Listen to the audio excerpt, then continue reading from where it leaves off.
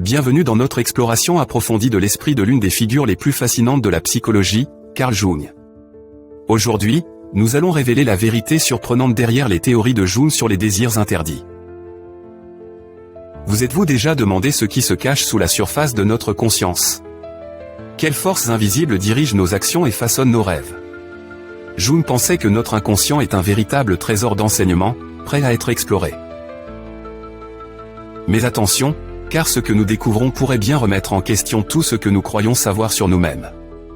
Imaginez-vous déambulant dans une rue animée d'une ville, plongé dans le tumulte de la vie moderne, lorsque soudain, vous tombez sur une relique ancienne ou une colonne corinthienne, peut-être, ou un fragment d'inscription. Pendant un instant, vous êtes transporté, votre esprit faisant le lien entre le présent et un passé lointain. C'est ce que Jung a ressenti lorsqu'il a découvert l'interprétation de Freud de la légende d'Édipe. C'était une révélation qui tissait les fils des mythes anciens dans la trame de notre psyché moderne. Mais que se passerait-il si ces mythes n'étaient pas seulement des récits du passé, mais des éléments vivants et vibrants de notre monde intérieur? L'exploration de Jung dans les profondeurs de l'inconscient révèle que nos désirs, même ceux que nous jugeons interdits, ne nous sont pas propres. Ils résonnent avec les luttes de nos ancêtres, liés par les mêmes schémas archétypaux qui ont façonné l'histoire humaine. C'est une prise de conscience qui peut être à la fois libératrice et troublante.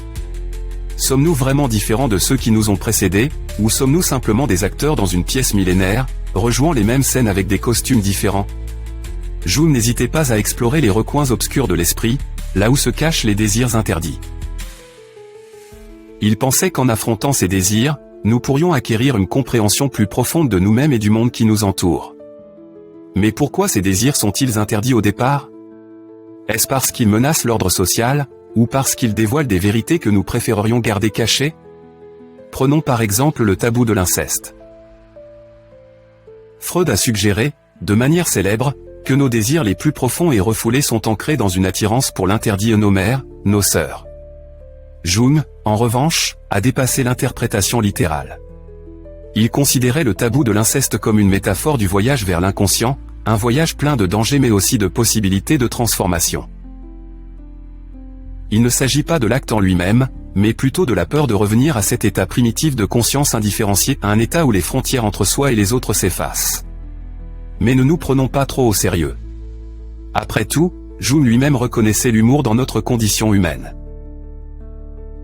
Il a un jour fait remarquer que le retour du névrosé vers la mer ressemble à un complexe de Jonas et la baleine, où le héros est avalé tout entier pour en ressortir transformé. C'est une image saisissante, n'est-ce pas? Une image qui illustre à la fois l'absurdité et la profondeur de nos luttes psychologiques. Les théories de Jung nous invitent à aller au-delà des apparences, à remettre en question les récits qu'on nous a racontés. Nos désirs sont-ils vraiment interdits, ou simplement mal compris? En acceptant notre part d'ombre, nous pouvons libérer un potentiel de croissance et de créativité. C'est une entreprise risquée, mais comme Jung lui-même l'a dit, c'est un devoir moral pour l'homme de science de s'exposer au risque de l'erreur et de se soumettre à la critique pour que la science puisse continuer à progresser. Alors, qu'est-ce que cela signifie pour nous aujourd'hui? Dans un monde qui privilégie souvent la conformité à l'individualité, les réflexions de Jung nous rappellent l'importance de la découverte de soi. Nos désirs interdits, ces murmures provenant des profondeurs de l'inconscient, ne doivent pas être redoutés mais explorés. Ils détiennent la clé pour comprendre notre véritable nature et notre place dans le monde. Alors que nous terminons ce voyage au cœur des théories de Jung, prenons un instant pour réfléchir. Quels désirs interdits sommeillent en vous, attendant d'être révélés? Êtes-vous prêt à les affronter, à embrasser le chaos et à trouver du sens dans la folie? Rappelez-vous, le chemin vers la découverte de soi n'est pas une ligne droite, mais un labyrinthe de détours et de virages. Mais n'ayez crainte, car au cœur de l'obscurité se cache le potentiel de l'illumination. Merci de nous avoir rejoints pour cette exploration des théories de Jung sur les désirs interdits. Si vous avez trouvé cette vidéo enrichissante, n'oubliez pas de l'aimer, de vous abonner et de la partager avec ceux qui pourraient être fascinés par les mystères de l'esprit. D'ici la prochaine fois, continuez à vous poser des questions, à explorer, et souvenez-vous, la vérité dépasse souvent la fiction. Alors que nous terminons notre exploration des théories de Jung, plongeons plus profondément dans les corridors labyrinthiques de l'inconscient. Imaginez ceci, une bibliothèque majestueuse, ses étagères s'étendant à l'infini, chaque livre incarnant un archétype prêt à être découvert. Dans ces pages se cachent les récits de l'inconscient collectif, des histoires et des symboles partagés à travers les cultures et les époques, murmurant les vérités de notre humanité commune. Jung a avancé l'idée que ces archétypes ne sont pas simplement des vestiges de mythes anciens, mais des éléments vivants de notre psyché.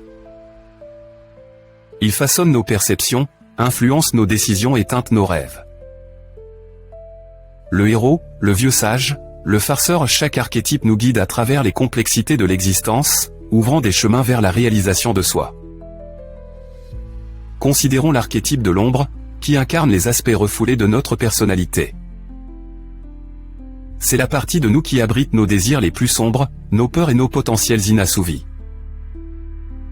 S'engager avec l'ombre, c'est comme entreprendre un voyage de héros, une quête non pas pour la gloire extérieure, mais pour l'harmonie intérieure.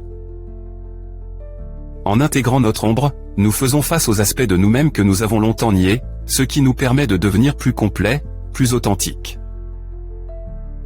Mais le voyage n'est pas sans ses périls.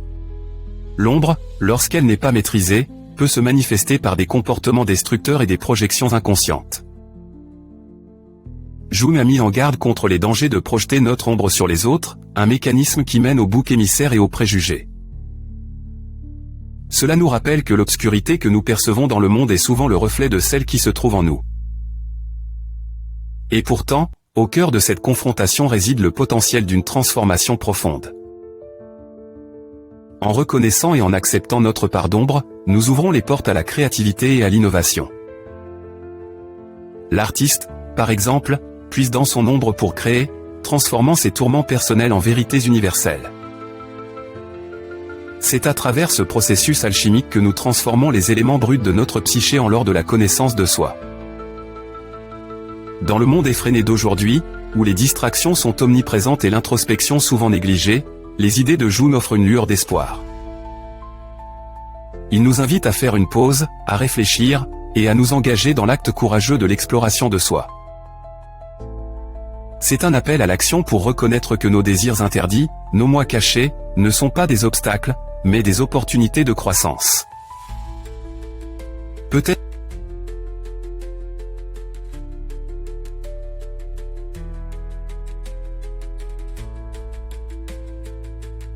enregistrez-les, réfléchissez et identifiez les symboles et thèmes récurrents. Plongez dans l'imagination active, une technique prônée par Jung, où vous laissez votre inconscient s'exprimer à travers des images et récits spontanés.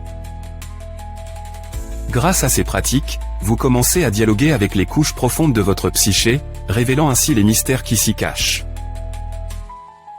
Alors que nous refermons ce chapitre sur l'exploration des désirs interdits par Jung, souvenez-vous que le voyage ne s'arrête pas ici.